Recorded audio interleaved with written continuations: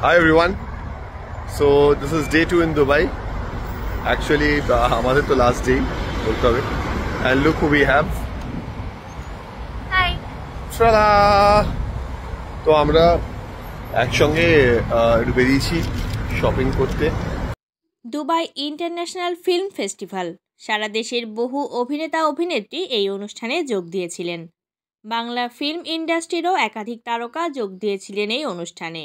এই অনুষ্ঠানে যোগ দেওয়ার জন্য দুবাইয়ে উড়ে গিয়েছিলেন সুস্মিতা দে ও সাহেব ভট্টাচার্য।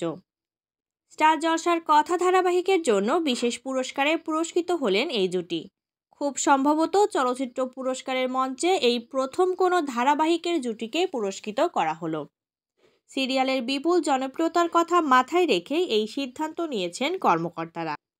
দুবাইয়ে দ্বিতীয় দিন অর্থাৎ ফিরে আসার দিনে একটি ভিডিও পোস্ট করে সাহেব বলেন, আমরা এই মুহূর্তে দুবাই রয়েছি, বেশ কিছু শপিং করলাম।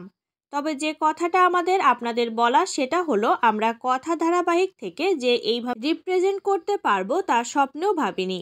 এটা শুধু স্টার জলসার তরফ থেকে নয়, প্রত্যেক বাঙালির দর্শকদের তরফ থেকে পাওয়া।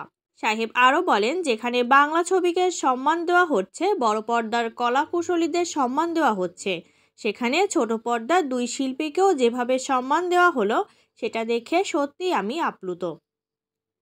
বিশেষভাবে ধন্যবাদ জানাই রমেশ বারিককে, যিনি এই চিন্তাভাবনা করেছিলেন যে বাংলা টেলিভিশনকেও এইভাবে সম্মান জানানো যায়।